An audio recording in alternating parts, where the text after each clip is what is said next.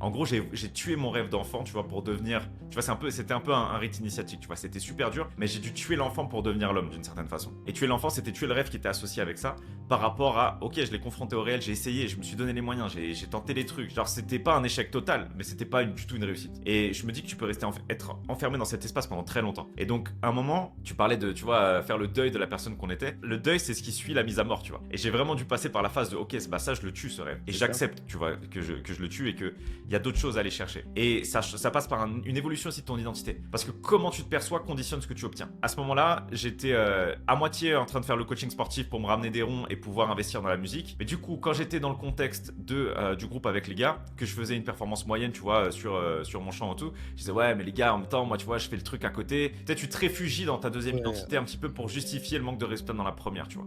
jamais Et à à fond. l'inverse, quand j'étais en mode coaching sportif, tu vois, je disais aux gars, ouais, moi c'est temporaire, tu vois, là je suis ici, bon, j'aime bien et tout, mais moi je suis un musicien, tu vois. Et en fait, tu te réfugies dans la deuxième identité pour te protéger de ton ego, en fait, dans les deux situations, pour justement pas avoir ce jugement trop lourd sur toi.